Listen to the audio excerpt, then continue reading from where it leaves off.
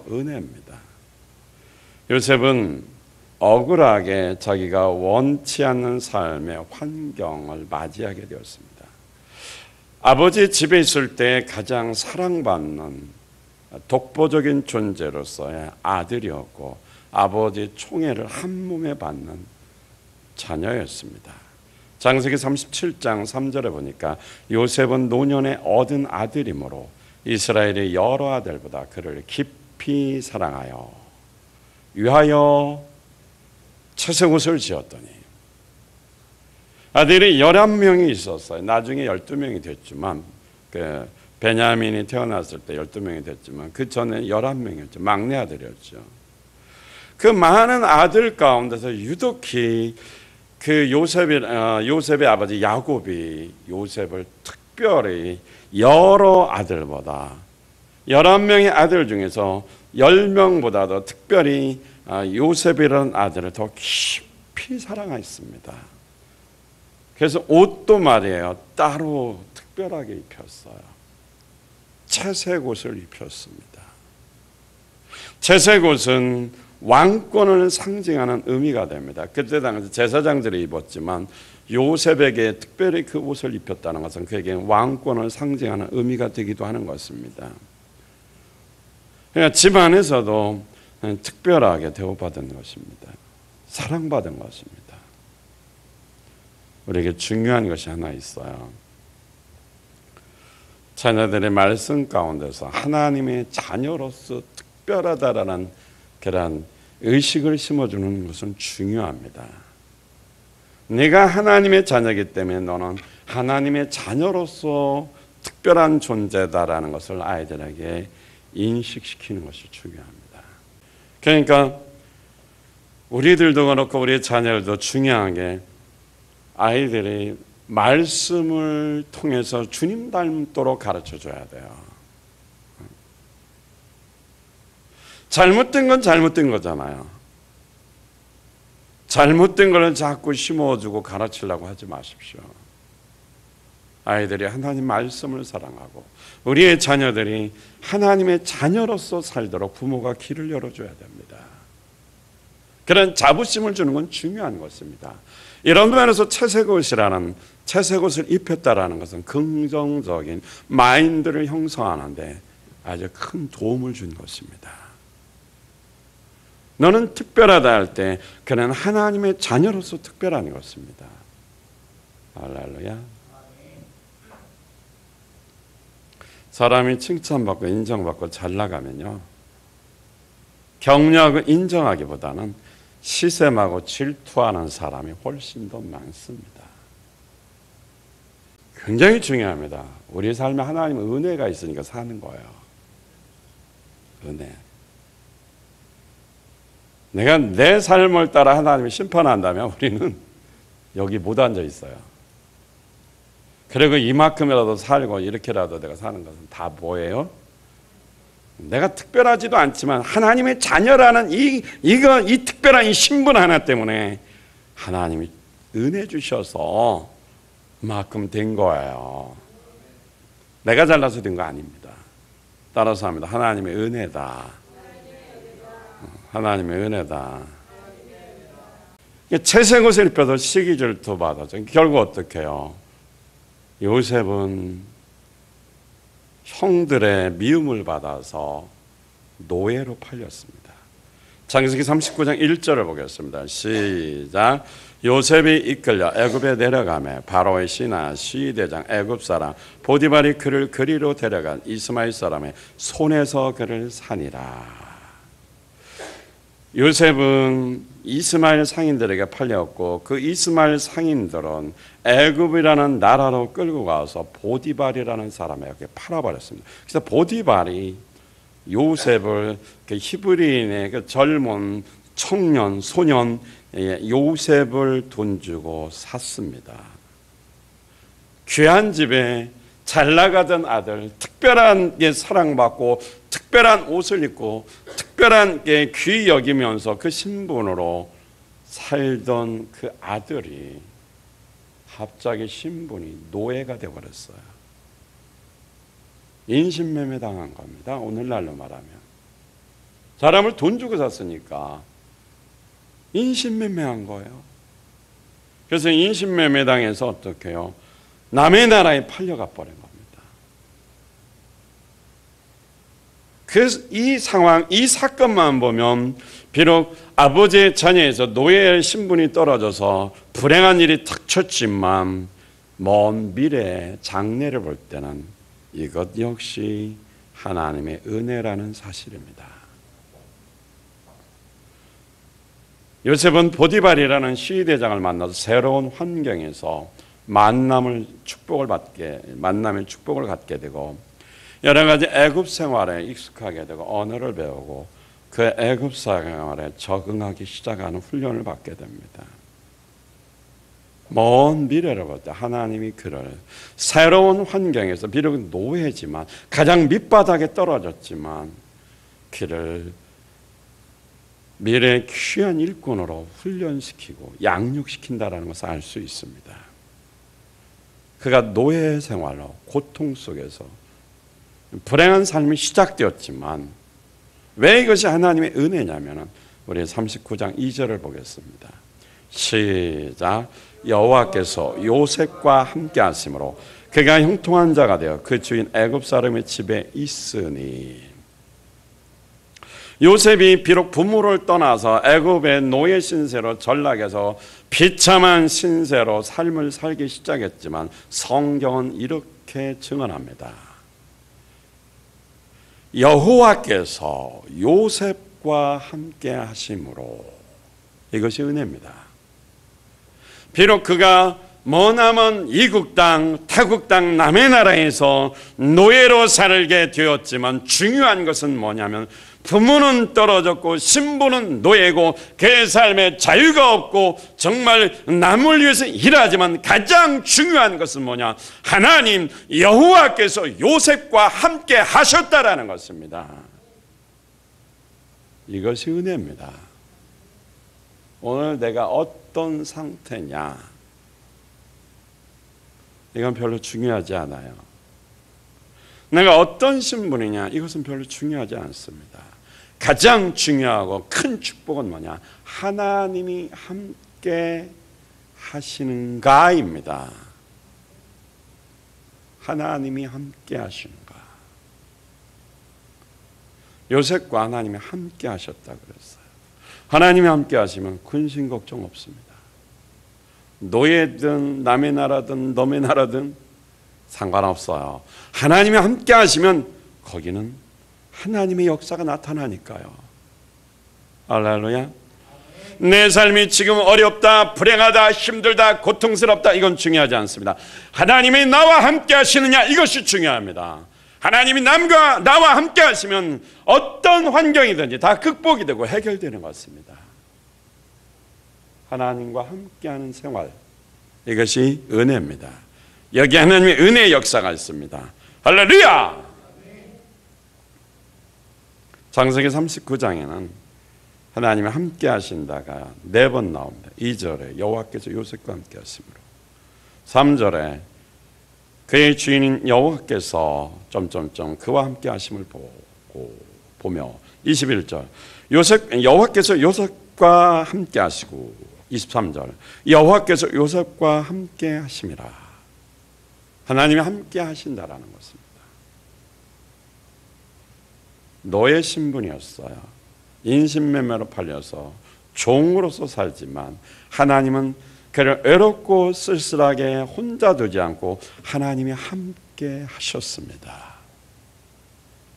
그러니 잘 풀릴 수밖에 없겠지요. 바로 하나님께서 어떤 상황과 고난 속에서도 함께 하셨다라는 것, 이것이 바로 은혜입니다. 그 장소가 어떤 장소든지 하나님이 함께 하시는 은혜가 있는 그곳이 바로 축복의 장소입니다. 축복의 장소. 할렐루야. 두 번째로 하나님이 함께 하시면 은혜가 있으니까 범사에 형통하게 된다고 그랬습니다. 2절 3절 다 같이 시작. 여호와께서 요셉과 함께 하심으로 그가 형통한 자가 되어 그 주인 애굽 사람의 집에 있으니 그 주인 여호와께서 그와 함께 하심을 보며 또 여호와께서 그의 범사에 형통케 하심을 보았더라. 할렐루야. 요셉은 어떤 환경에 상관없이 모든 일이 잘 되는 범사가 형통했다는 말이죠. 그 복을 받았습니다. 오늘 2절에 보니까 2절과 3절에 형통이라는 말이 나오죠. 두 번 반복됩니다. 2절의 형통은 하나님이 그를 형통하게 하셔서 형통한 자가 되었다라는 것이고, 3절의 형통은 그 주인 보디발이 요셉의 삶의 모습을 보면서 그가 범사에 형통하게 되는 것을 봤다, 목격했다라고 증언하는 내용입니다. 우리가 먼저 그 1절을 보면 요셉이 이끌려 애굽에 데려가며 바로의 신하 시위 대장 애굽 사람 보디발이 그를 그리로 데려간 이스마엘 사람의 손에서 그를 산이라. 요셉은 이집트로 끌려갔습니다. 보디발이 그 요셉을 노예로 샀다고 성경은 말합니다. 보디발 애굽 사람의 집에서 노예로서 생활하게 되었다라는 것입니다.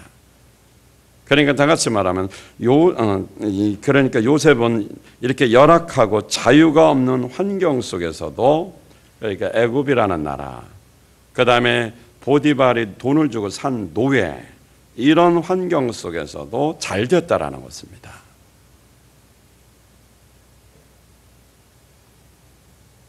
창세기 39장 2절을 사번역으로 한번 읽어드리겠습니다. 주님께서 요셉과 함께 계셔서 앞길이 잘 열리도록 그를 돌보셨다. 요셉은 그 주인 이집트 사람의 집에서 살게 되었다. 하나님이 함께 하셔서 그 앞길이 잘 열리도록 하나님이 돌봐주셨다는 것입니다. 하나님이 함께 계셔서 그 앞길이 열리도록 도와주셨다. 이게 은혜입니다. 하나님이 함께 계시면 은혜가 있는 거예요. 그 은혜가 있으니까 요셉이 노력한 것이 아니에요. 이거는 요셉은 자기하고 상관없이, 자기 의지와 상관없이 어떻게 끌려온 거예요. 그런데 하나님이 함께 하셨어요. 그리고 어떻게 해요? 그 길이 잘 열리도록 길을 열어주셨다라는 거예요. 돌봐주셨다라는 것입니다.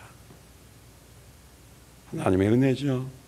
또 3절을 보면 세 번역을 보겠습니다. 그 주인은 주님께서 요셉과 함께 계시며, 함께 계셨어요. 그 주인이 봤죠. 요셉이 하는 일마다 잘 되도록 주님께서 돌보신다는 것을 알았다 그랬습니다. 다른 사람이, 주인이 요셉이 하는 일마다 잘 되는 것을 봤다라는 거예요. 하는 일마다 잘 되는 것, 범사 형통이잖아요. 누가 그렇게 해주셨다라는 것입니까? 하나님. 지금 노예는 어느 나라에 있어요? 애굽. 노예는 어느 나라에 있어요? 본론에. 요셉은 어느 나라에 있습니까? 애굽에 있어요. 남의 나라에 있어요. 아들입니까? 노예입니까? 노예로 있어요. 남의 나라에서 노예로 있는데 잘 된다는 거예요. 지금 환경은 너무너무 안 좋아요. 근데 잘 되는 거예요. 하나님이 은혜 주신 거예요. 그 은혜가 어디서 왔습니까? 함께 하셔. 하나님이 함께 하신 거예요.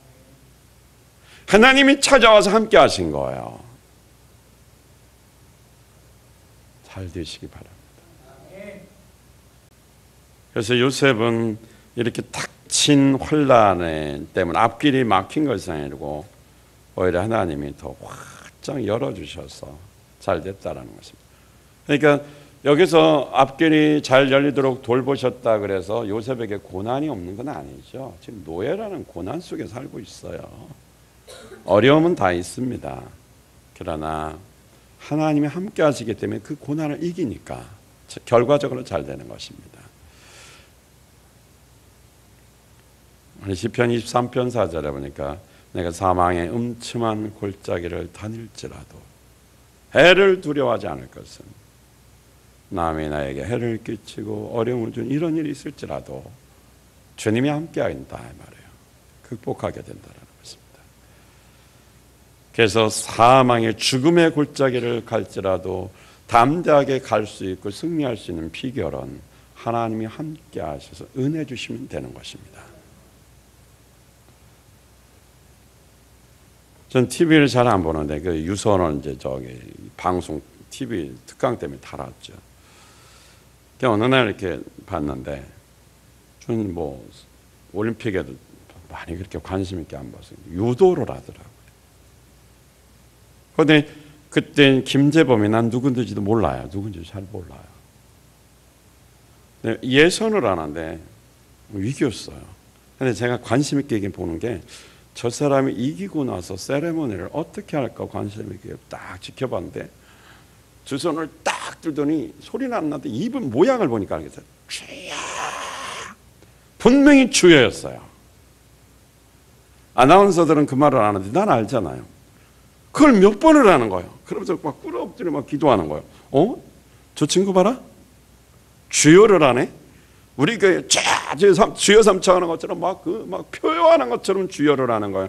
TV가 카메라가 그 클로즈업 하고 있는데 두 손을 번쩍 몇 번을 반복하는 거예요. 그래서 저 친구 대단하다 그랬죠. 그리고 몰라요. 근데 인터넷에 신문에서 보니까 금메달 땄다라는 거예요. 그래서 뭐 결승전을 본 적이 없어요. 어제 이제 설교 준비하다가 점심 먹으러 가서 그 유선 다른 이렇게 방송을 들었더니 이 친구 결승전이 나오는 거예요. 근데 이 결승전의 상대 이름도 몰라요. 나 누군지 모르는데 2008년에 졌대요. 김재범 선수가. 근데 웬일인지요. 신기하더라고요. 내가 자세히 봤어요. 다 지나간 거 봤지만 나 혼자 본 거야. 왜냐하면 이 친구 예화를 좀 들어야 되겠다 생각하고 제가 이렇게 좀 그 정리를 이렇게 이 친구 좀 이렇게 어떻게 생각하는 중이었거든요.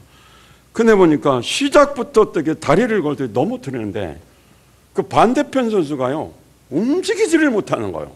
나 그런 유도 선수 처음 봤어요. 그냥 이렇게 하다 끝나지 공격 한 번도 못하고 마치 뭐에 사로잡힌 것처럼 꼼짝 못하는 거예요. 그냥 이러고만 있는 거예요. 마치 다니엘이 사자굴에 들어가서 사자 입을 그냥 잡아놓은 것처럼 제가 볼 때는 하나님이 천사 보내서 그 친구를 아주 붙들어 놓은 거예요. 그러니까 마음대로 갖다 곤두박 치는 거예요. 두 번을 넘어뜨리더라고요. 근데 저는 그걸 느꼈어요. 저 친구 저건 하나님이 저 상대방 선수를 꼼짝 못하게 붙들어지긴 것이지 내가 볼 때는 저 친구의 실력이 아니라는 생각이 들었어요. 혹시 재방송되거나 한번 보세요. 신기해. 그냥 그 뒤로 물러다가 뭐 몇 번 이러다 끝내 공격 한 번도 못했어요. 그러니까 뭔가 이 친구가 움직이려고 하는데 움직여지지가 않는 거죠. 전 그걸 보면서 느꼈어요. 영적으로 제가 혼자 그걸 느꼈습니다. 종이 땡 지금 뭐 하여튼 부자가 올려서 끝났어요. 승리의 깃발이 막 이제 이렇게 올라가는 순간인가 맞던데 올라가기 전에 무릎을 꿇더니 또 역시 뭐야 두 손을 딱 드는데 또 입을 쳐다봤어요. 쫙 멋진 거예요. 막 울면서 난리가 났죠. 내가 좀 조사를 해봤죠. 81kg 이하. 근데 이 친구가 부상을 당해가지고요. 어깨를 이렇게 올라가는데 이쪽으로 가면 안 되는 게 탈골이 되면 빠져버린대요. 그리고 손가락 인대가 부러져서 못 움직인답니다. 그게 말이 살아있지 반병신이에요. 그러니까 그 몸으로는 운동을 할 수가 없어요. 불가능한 몸이에요. 팔꿈치 왼쪽 무릎도 관절인가 뭐 이런 게 뭐지 이런 게 하나도 없답니다. 그래서 일본 전지훈련 가다 일주일 전인가 뭐 열흘 전인가 인대도 뭐 끊어져서 너무너무 아파서 어머니한테 늘 괜찮다고 하다가 너무 아프다고 고통스러운 그 감각이 없답니다. 근데 수술을 하면 1년 동안 운동 못하고 포기해야 됩니다. 이 친구가 매일매일 기도했답니다. 믿음이 충만해졌대요. 처음에는 11시 11분에 기도했대요. 1등 하려고 1111. 근데 너무 시간이 늦어서 이제 10시 4분에 했대요. 천사. 그 전에 핸드폰도 안 받고 운동선수 운동도 안 하고 그 시간은 무조건 멈추고 매일매일 기도했답니다. 나중에 제가 이제 안 해요. 뭐 새롭게 해서도 어디 뭐 하는 걸 또 이렇게 봤어요. 또 그보니까 또 그게 또 나와. 저도 이 설교 좀 하라고 하나님 막 도와주는 거야. 보지도 않으니까 틀면 다 나오는 거야. 이 친구만. 근데 이 친구가 좋아하는 성경 구절이 너의 평생에 너를 능히 당할 적 없다. 이 말씀을 제일 좋아한다 합니다. 하나님과 함께하면 당할 적 없다. 찬양을 뭐가 좋아하니까 나비를 좋아한대요. 소양이 부르는 거. 나비는 뭐냐면 날개짓밖에 못한다라는 거. 오르락 내리락 날개짓밖에 못하는 거. 나비가 하는 일은 날개짓밖에 못한다라는 거죠. 근데 그것으로 하나님은 날개짓밖에 못하는 그가 찬양하듯이 자기가 할 수 있는 건 유도 선수를 유도를 통해서 주님을 찬양하는 밖에 없다라는 삶의 목적을 분명히 알게 된 것입니다. 그래서 유도를 통해 하나님께 영광 돌리겠다라는 것입니다. 그가 어떻게 해요? 불가능한 상황, 할 수 없는 금메달을 따기는 그냥 가서 나가기만 하고 통과만 해도 다행인데 움직일 수 없는 몸은 완전히 그렇게 장애 등급도 받을 정도. 장애 등급 이번도 받는다. 몸이 장애 등급 나올 정도. 근데 이런 상황에서 그가 올림픽에서 이제 뭐라더라 아시아 뭐라고 이러면 메달을 맡은 세계 선수권대회에서 네 번째가 세 번째 따면 무슨 메달을 딴 거라고 하던데. 그랜드슬램? 맞아. 그랜드슬램. 그걸 이렇게 이루었겠다고 하더라고. 하나님이 은혜 주신 거예요. 하나님이 은혜 주신 거예요. 내가 볼 때는 할 수가 없어요. 왜냐하면 자기 육신의 그 몸의 상태는 할 수가 없는데 하나님이 함께 하신 거죠. 매일매일 기도하니까 하나님이 함께 하신 거예요. 하나님이 함께 하시니까 불가능한 몸을 움직여서 이기게 만들어 주신 것입니다. 뒤로 한 번만 밀으면 어깨가 탈골돼서 그냥 질 건데 공격 한 번 못하고 상대방 선수가 이렇게 다 끝나잖아요. 우리도 하나님 함께 하시면 잘 될 수 있습니다. 이런 기적이 일어납니다. 자기에게 한 게 아니에요. 하나님이 은혜 주셨다고 실제로 말하더라고요. 하나님이 그렇게 금메달 따게 해주셨죠. 자기 힘으로 안 된다고 고백을 하는 걸 제가 들어봤어요. 이 사람만 될 수 있나요? 믿은 지도 얼마 안 된대요. 어머니도 전도했대요. 우리는 얼마나 교회 오래 다녔습니까? 하나님과 함께 하십시오. 그 은혜로 충만하시길 바랍니다. 요셉은 자신이 원해서 이루어진 건 하나도 없죠. 하나님의 주권 속에서 끌려다니다시피 해서 고난의 길을 걸었지만 언제나 하나님이 함께 하셨습니다. 거기에 하나님의 은혜가 있었습니다. 하나님이 함께 하셨기 때문에 자신의 어떤 특별한 배경이나 백그라운드나 노력이나 실력이 아니고 하나님이 은혜로 손으로 하는 것마다 형통하게 잘 된 것입니다. 요셉 자체의 삶도 성실할 수도 있지만 그 성실함의 삶을 통해서 된 건 아니고 그 삶도 성실한 것은 그 삶이 어떻게 늘 거룩하게 살았죠. 그러나 축복은 하나님 은혜 주셔서 된 것입니다. 요셉이 가정에 이 보디발의 집에 모여 그 주인의 식사하는 것 외에는 전부 다 살림을 도맡아서 하는 가정의 총무의 최고의 자리에 올라갔습니다. 보디발에게 통해서 은혜를 주셨다고 그랬어요. 이 말은 뭡니까? 다른 말로 하면 보디발의 눈에 쏙 들었다. 마음에 든 거예요. 그래서 보디발이 다 신임하고 완전히 다 맡겨버렸습니다. 노예였지만 이제는 그 집에 와서 신분만 노예지 사실은 자기 집에는 아들이었지만 이 집에 와서는 더 큰 살림이니까 위치가 훨씬 더 격상된 거죠. 더 큰 축복을 받은 것입니다. 할렐루야. 왜? 하나님이 요셉과 함께 하시기 때문에 그렇습니다. 따라서 합니다. 하나님이 요셉과 함께 하셨기 때문이다. 할렐루야. 그래서 우리가 중요한 것은 우리의 삶이 이제는 어떻게 은혜가 넘치고 축복을 받기 위해서는 하나님과 함께하는 생활을 해야 됩니다. 하나님과 함께 하시면 우리에게도 은혜가 넘칩니다.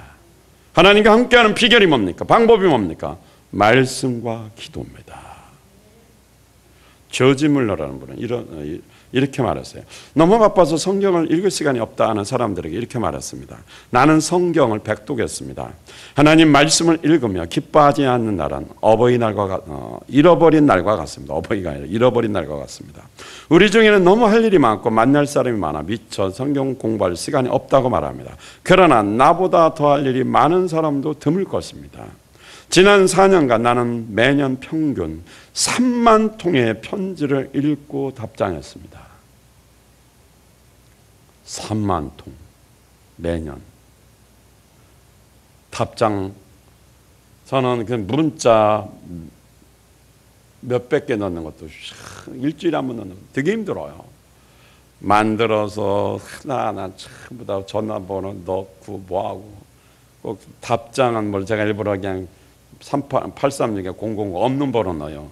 근데도 어떤 사람은 어떻게 알았는지 보내지 마세요 또 이렇게 막. 그거 몇 번 받고 나서는 그냥 제 번호를 안 적어요. 그러면 뭐 교인들은 되게 내 번호 안 알잖아요. 답장 하나도 없어요. 근데 이분은 3만 통을 일일이 다 답장을 했다라는 거죠. 일주일에 한 번 보내는 것도 힘든데 얼마나 바빠요. 그리고 1200명의 교인들을 목회했어요. 5개의 큰 고아원을 책임 맡았고 출판사를 했기 때문에 수백만 권 성경책과 전도책을 인쇄했습니다. 이렇게 할 일이 엄청나게 많은데도 불구하고 하루 일을 시작하기 전에 하나님과 하나님 말씀을 묵상하는 시간을 생활 원칙으로 매일매일 삼았답니다. 조지 물러는 매일 기도했어요. 말씀을 들고 근거해서.